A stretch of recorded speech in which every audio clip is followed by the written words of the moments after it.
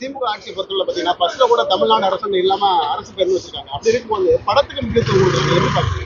கண்டிப்பா சொல்றேன். இதை வந்து நான் வந்து ரொம்ப வன்மையாகவும் கண்டிக்கிறேன். ஆனா இன்னொரு விஷயம்னா இது வந்து இப்படி பண்ணுனா நம்மளுக்கு நம்ம அரசியலுடைய ஒரு 4 காலில் ஒரு காலை வந்து கலட்டுறாங்கன்னு தெரிஞ்சிருந்தோம். ஏன் பண்றாங்கன்னு தெரியல. இதுல என்ன சூழ்ச்சி இருக்குன்னு சரியா தெரியல. உங்களுக்கு 5 மாசத்துல தெரிஞ்சிடும் அவங்க எதுக்காக இப்படி பண்ணாங்க.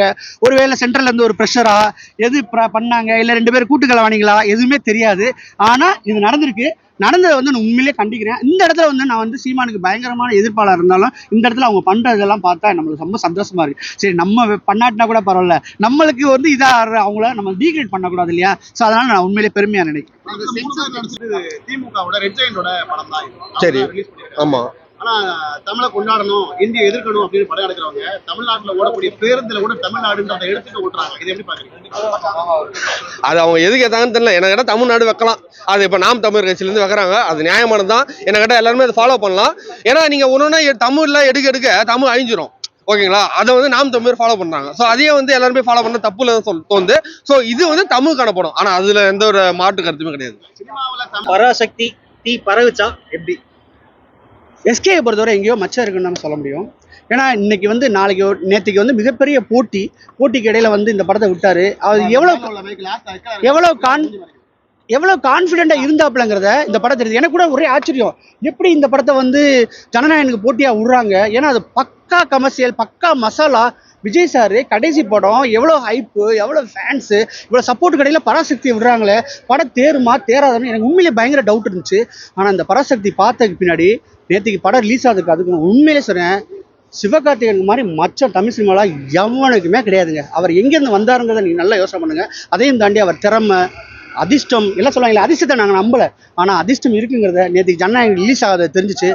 படத்தை பார்த்துட்டு வந்தேன். நான் சொல்கிறேன், என்னால் வந்து நிற்க முடியல. ஏன்னா ஷிவரிங்காக இருக்குது. ஏன்னா நான் வந்து பயங்கரமான மொழிப்பற்று, தாய்மொழி பற்று எனக்கு மட்டும் இல்லை எல்லாருக்குமே வந்து பற்று இருக்குது. அந்த பற்றுல வந்து ஒரு தீயை பற்ற வச்சுட்டாங்க. உண்மையிலே பராசக்தி கிடையாது, அந்த ஆதி பராசக்தியே வந்து உள்ளுக்குள்ள வந்து தாண்டவாடின மாதிரி தன் மொழிக்காணி போராடுறாரு நம்ம சிவகார்த்திகேயன். படத்தில் ஒற்றை கருத்து தான், இந்திக்கு நாங்கள் எதிரி கிடையாது. ஆனால் இந்தி திணிப்புக்கு எதிரிங்கிற அந்த ஒரே ஒரு ஒன்லைனை வச்சுவிட்டு 163 நிமிஷம் இந்த சுதாகங்கிற மாம் நவட்டிருக்கா அப்படின்னா அவருக்கு உண்மையிலே சொல்லி இந்த படம் ஆஸ்கார் தான். இதே தேட்டரில் வந்து நான் கெவி படத்தை பார்த்துட்டு சொன்னேன், ப்ரோ அந்த படம் அவர் அழுது நின்னார் ஒரு ஓரத்தில் டேரக்டர். நான் சொன்னேன், ப்ரோ இந்த படம் ஆஸ்கார் போக வேண்டிய ப்ரோ, கொண்டாடலைன்னா பரவாயில்ல ப்ரோ, நீங்கள் டேரக்டர் நின்றுவேன்னு சொல்லிட்டு அன்றைக்கி வாழ்த்துனேன். அதே மாதிரி இன்னைக்கு நான் சொல்கிறேன், சுதாகங்கிற மேலே எனக்கு செம்ம காண்டு. ஏன்னா சூரரை போட்டு எப்போ ஓடிடியில் கொடுத்தாங்களோ அப்பயே நீங்களாம் ஒரு டேரக்டரா, என்ன படத்தில் நஷ்டம். படங்கிறது என்ன தெரியுமா, அப்பேற்பட்ட ஹிட்டானவனு இல்லை. அவன் கொடுக்கும் போதே நான் சொல்லிட்டேன். சரி 2Dலாம் நான் காரி துப்புனேன் இதே ரிவ்யூவில். ஆனால் இன்னைக்கு வந்து அவங்க ப்ரோ நீங்கள் என்ன ப்ரோ சூரரை போட்டு ஓடிடியில் விட்டதுக்காக கவலைப்பட்டீங்க, அடுத்து ஒன்று விடுறேன்னு சொல்லியிருக்காப்ல. இந்த படம் வந்து தமிழ் சினிமா 106 வருஷம் தமிழ் சினிமாவில் வந்து டாப் 10ல் போய் உட்கார்ற படம். இது ஒரு கல்ட்டு கிளாசிக் மூவி. எப்படி அன்பே சிவத்தை வந்து இப்போ நம்ம கொண்டாடுறோமோ அதே மாதிரி இந்த படம் கொண்டாடப்படும். 10 வயசுலேருந்து 100 வயசுக்குள்ளே வர இந்த படத்தை புரிகிற மாதிரி எடுத்து வச்சிருந்தேன் சுதாகங்கிற மேடம். வர என்னை பொறுத்தவரை மணிரத்னத்துக்கு ஈக்குவல் இல்லை சொல்ல முடியாது. மணிரத்னம் சாருடைய பற்றில வந்தாலும் அவர் வந்து ஒரு படி மேலே போயிட்டார். அதை பார்த்து மணிரத்னம் சார் எனக்கு போட்டியாக வந்துட்டு நினைக்க மாட்டார், உண்மையிலே வாழ்த்துவார். ஏன்னா அப்படிப்பட்ட தன்மையான ஆள் மணிசாருடைய பற்றில இருந்து சூரரை போட்டு எழுதிச்சு விட்டுருக்கு. அடுத்து மெகா ஹிட்னு சொல்லலாம், அந்த அளவுக்கு பண்ணியிருக்காங்க. எப்படி எஸ்கே வந்து பார்த்தீங்கன்னா கருத்தவன் அகலிஜான குத்தாட்டம் போட்டுக்கிட்டு இருந்த இதை வந்து மாற்றி விட்டது வந்து அமரன்கிற ஒரு படம். அமரன் பார்த்துட்டு உண்மையிலேயே அதுவே வந்து நம்மளுக்கு பயங்கர ஷாக்கிங்கில் இருந்தோம். அவர் அந்த பேட்டனை பிடிச்சாரு. இப்படி பண்ணால் கூட நம்மளை வந்து மக்கள் தேர்ந்தெடுப்பாங்களோ, நம்ம 2031 சிஎம் கேண்டிடேட்டாக கூட நிற்கலாம் போல அப்படின்னு முடிவு பண்ணிட்டாரோ நம்ம தெரியல.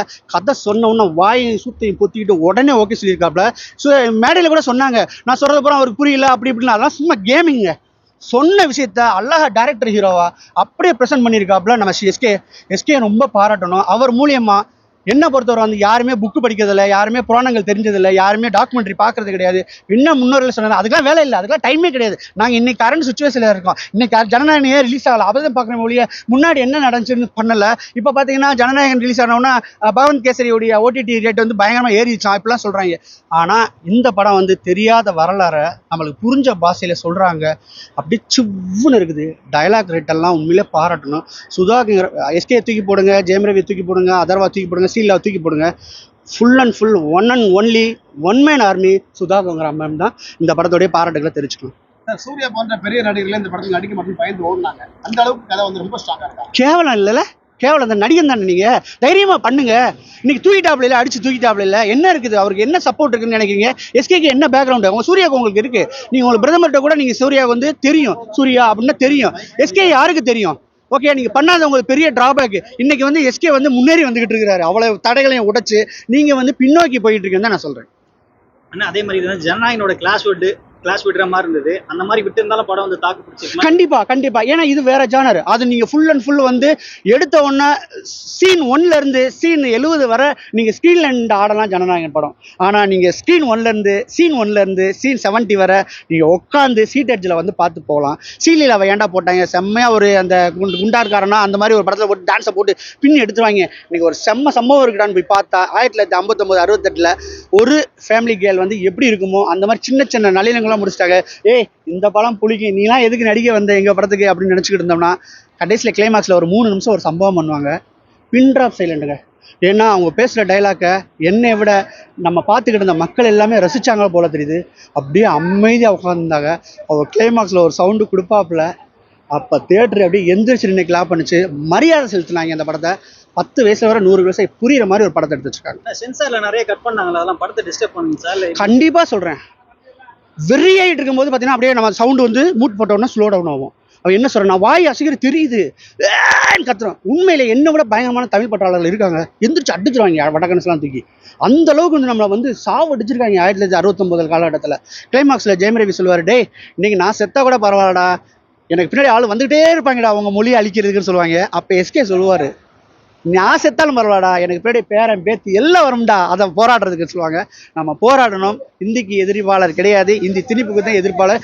என்னைக்குமே இந்திய திணிப்பை எதிர்ப்போம். வாழ்க தமிழ், வளர்க தமிழ். திமுக ஆட்சி பொறுத்தவரை பார்த்தீங்கன்னா ஃபர்ஸ்ட்ல கூட தமிழ்நாடு அரசு இல்லாம அரசு பேர் வச்சிருக்காங்க. அப்படி இருக்கும்போது படத்துக்கு முக்கியத்துவம் கொடுக்குறாங்க. கண்டிப்பா சொல்றேன், இதை வந்து நான் வந்து ரொம்ப வன்மையாகவும் கண்டிக்கிறேன். ஆனா இன்னொரு விஷயம்னா, இது வந்து இப்படி பண்ணுனா நம்மளுக்கு நம்ம அரசியலுடைய ஒரு 4 காலில் ஒரு காலை வந்து கலட்டுறாங்கன்னு தெரிஞ்சிருந்தோம். ஏன் பண்றாங்கன்னு தெரியல, இதுல என்ன சூழ்ச்சி இருக்குன்னு சரியா தெரியல. உங்களை 5 மாசத்துல தெரிஞ்சிடும் அவங்க எதுக்காக இப்படி பண்ணாங்க. ஒருவேளை சென்ட்ரல்ல இருந்து ஒரு ப்ரெஷரா எது பண்ணாங்க, இல்ல 2 பேரும் கூட்டுக்கலவானீங்களா, எதுவுமே தெரியாது. ஆனா இது நடந்திருக்கு. நடந்ததை வந்து நான் உண்மையிலேயே கண்டிக்கிறேன். இந்த இடத்துல வந்து நான் வந்து சீமானுக்கு பயங்கரமான எதிர்ப்பாளர் இருந்தாலும் இந்த இடத்துல அவங்க பண்றதெல்லாம் பார்த்தா நம்மளுக்கு ரொம்ப சந்தோஷமா இருக்கு. சரி, நம்ம பண்ணாட்டினா கூட பரவாயில்ல, நம்மளுக்கு வந்து இதா அவங்க நம்ம டீக்ரேட் பண்ணக்கூடாது இல்லையா. ஸோ அதனால நான் உண்மையிலேயே பெருமையா நினைக்கிறேன்.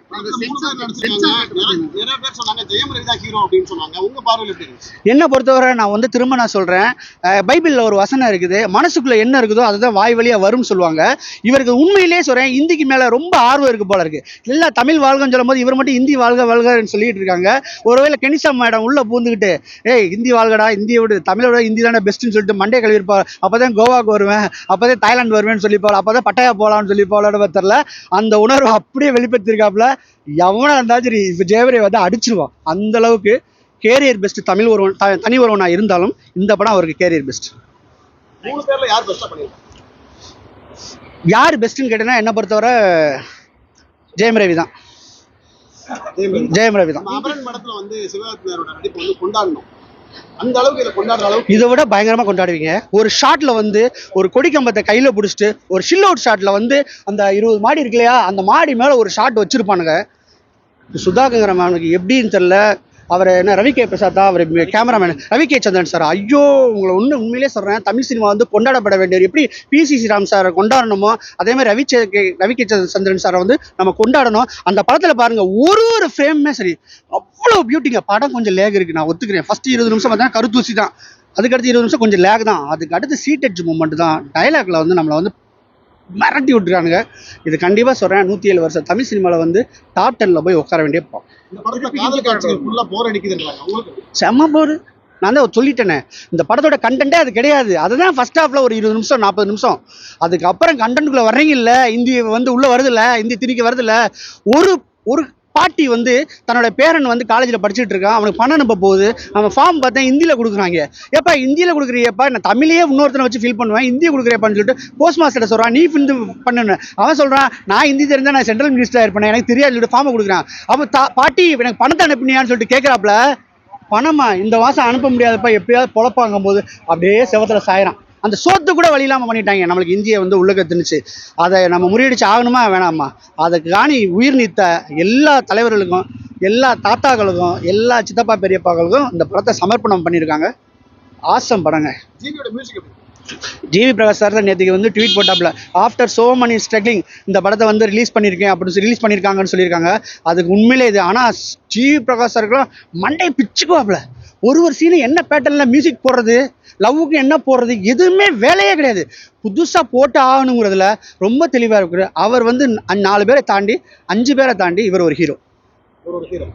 ஜூலியில வந்து நம்ம செக்ஸியாவே பார்த்துட்டோம், டான்ஸ் ஆடி பார்த்துட்டோம், டான்ஸ் நல்லா பண்ணுவாங்க. இந்த படத்துல ஹீரோ என்ன பண்ணிருக்காங்க? அதுதான் நான் உங்களுக்கு சொல்லிட்டேனே, ஸ்ரீலீலா இந்த மூவி எதுக்கு வந்துச்சு, இங்கே இதுக்கு தெலுங்குலேருந்து எதுக்குடா கூப்பிட்டு வந்தீங்கன்னு சொல்லும் போது அந்த லாஸ்ட் கிளைமாக்ஸில் உள்ள 3 minutes ஒருத்தட அந்த பொண்ணு அப்படி சொல்ல வைக்கிறாங்க.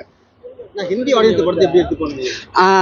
சரியான கேள்வி கேட்டீங்க. ஏன் அப்படி கேட்டேன்னா, இது தமிழ்நாட்டையும் தாண்டி ஆந்திரக்காரங்களுக்காண்டி பேசியிருக்காங்க, கேரளாக்காரங்களும் பேசியிருக்காங்க, அது என்ன சொல்றது, போஜ்புரிக்காரங்களுக்காண்டி பேசியிருக்காங்க, பங்காளிக்காடி பேசியிருக்காங்க. ஏன்னா பங்காளிக்காரங்களாம் சப்போர்ட் பண்ண வந்துருவான். தமிழ்நாட்டில் வந்து தமிழ் எதிர்க்கிறாங்க, அப்போ வந்து தமிழை வந்து திணிக்கிறதுக்கு எதிர்க்கிறாங்க, இந்தியை திணிக்கிறதுக்கு அப்படின்னு சொல்லும்போது அவன் கேரளாவில் வந்து சப்போர்ட் பண்ண வந்துருவான். கேரளாவில் மலையாளத்தை வந்து ஒழிக்கிறதுக்கு அங்கே பிளான் பண்ணுறாங்க, ஹிந்திக்காரன் வந்துடுவான், இது போஜ்புரிக்காரன் வந்துடுவான். எல்லாரையும் முறியடிக்கிற மாதிரி சுதாகுமாரமான எல்லாருக்குமான பிரச்சனையாக பேசியிருக்காங்க. இது வந்து உண்மையிலே அறியப்பட வேண்டிய ஒன்று, இதுவரை தெரியாத ஒன்றுன்னு நான் சொல்லலாம். தமிழ்நாட்டில் இந்தி மொழியே வரக்கூடாதுன்றோம். இன்னைக்கு தமிழ்நாடு பூரா டாஸ்மார்க்ல அடைச்சு வச்சுட்டு இந்திக்காரன் மூலம் தமிழ்நாட்டு ஆண்டுட்டு எப்படி பாத்தீங்க? நீ சொல்றது வாஸ்தவமான பேச்சு தான் எல்லாரும். ஆனால் பொழைப்புன்னு சொல்லிட்டு வந்துட்டாங்க இல்லையா, திணிக்கல அவங்களா தேடி வர்றாங்க. நம்ம தமிழ் மக்கள் வந்தாரே வாழக்கும் தமிழகம் எல்லாருக்கும் வந்து கொடுப்போம். ஆனால் நம்மளோட உரிமை எடுக்கிற மாதிரி இருந்தால் கண்டிப்பாக விட்டு கொடுக்க மாட்டோம், போராடும். உண்மையாக சொல்றேன், நான் அதை ரொம்ப பாராட்டுறேன். ஏன்னா சென்சார் போர்டு வந்து பார்த்தீங்கன்னா இதுக்கு ஏன்டா 24 கட்ஸ் கொடுத்தாங்க அப்படிங்கும் போது பார்த்தீங்கன்னா நம்ம யோசனை பண்ணிட்டு இருந்தோம். ஆனால் கட்டு கொடுத்தது நல்லது. உண்மையிலே சொல்றேன், பெரிய பெரிய பிரச்சனைகளை வந்து தடுத்தது வந்து அந்த கட்ஸ் தான் நான் நினைக்கிறேன். சென்சார் போர்டை நான் மனதார பாராட்டுறேன், அதுதான் சொல்ல முடியும். தளபதி படத்தோட போட்டி போட்டு இந்த படம் வந்துச்சு, அந்த அளவுக்கு ஒருத்தான படம். கண்டிப்பா ஒருத்தான படம் இருந்தாலும் பார்த்தீங்கன்னா அது ஃபுல் அண்ட் ஃபுல் கமர்ஷியல். இவங்களும் ஃபுல்லாக கமர்ஷியல் பண்ணால் கண்டிப்பாக ஒர்த்து கிடையாது. ஏன்னா இதை விட வந்து 4 மடங்கு 5 மடங்கு தளபதியால் வந்து தீனி போட முடியும். அவருடைய ஸ்டைலிஷான இது, அந்த ஸ்க்ரீன் பிரசன்ஸ், அதெல்லாம் சிவகார்த்திகேயனை விட தூக்கி சாப்பிட்டு போயிடுவாப்ல. அதில் ஒன்றுமே இல்லை, ஃபர்ஸ்ட் ஃப்ரேமில் தூக்கி அடிச்சிருவார். ஆனால் இந்த கண்டென்ட்னு ஒன்று இருக்குல்ல, உங்கள் மனசுக்குள்ளே உள்ள கண்டென்ட்ங்க, நீங்கள் நம்ம பேட்டி கேட்குறீங்க ப்ரோ, ஆனால் நீங்கள் வந்து பார்த்தீங்கன்னா அட்டடா இப்படிப்பட்ட படமா, இது வந்து நம்மளுக்கு தெரிய வேண்டிய படமாச்சு சொல்லுவீங்க. அந்த மாதிரி படம். ஜனநாயகன் பராசக்தி 2 ரிலீஸ் வந்து எந்த படத்தை பார்த்திருப்பீங்க? கண்டிப்பா ஃபர்ஸ்ட் வந்து பராசக்தி தான் நான் பார்த்திருப்பேன். ஏன்னு கேளுங்க, ஜனநாயகன் வந்து ரசிகர்களுக்கான படம். ரசிகர்கள் பார்த்த பின்னாடி நான் வந்து 2வது காட்சியா நான் போயிருப்பேன். படம் எங்கேயாவது போர் அடிக்குதா? கண்டிப்பா ஃபர்ஸ்ட் ஹாஃப்ல வந்து ஒரு 20 minutes வந்து கொஞ்சம் லேக் இருக்குது, போர் அடிக்குது. அந்த லவ் சீன் சொன்னீங்களே நீங்க, லவ் சீன்ஸ் அதெல்லாம் 10க்கு வந்து 9.2 கொடுப்பேன் இந்த படத்துக்கு ரேட்டிங். 9. ஏன்னா அந்த கண்டென்ட் வந்து என் மனசுல இருந்து ஒண்ணுமே விலகலை.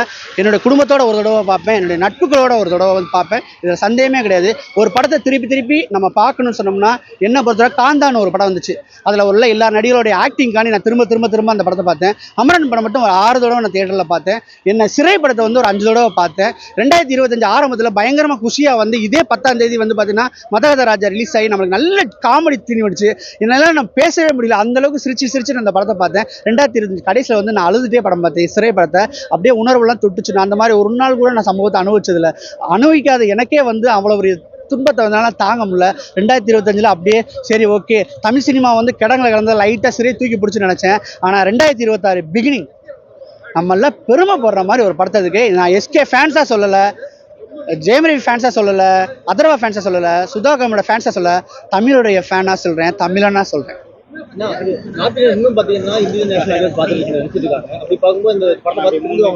கண்டிப்பா நிறைய வாய்ப்பு இருக்குதுல, நிறைய வாய்ப்பு. அதனாலதான் வந்து அவங்க அவ்வளவு பண்ணாங்க. கண்டிப்பா இதோட இம்பாக்ட் வந்து எல்லாருக்குமே இருக்கும். ஒரு தடவை தயவுசெய்து படத்தை பாருங்க. உங்களுக்கு இன்னைக்கு லஞ்சுக்கு ஆஃப்டர்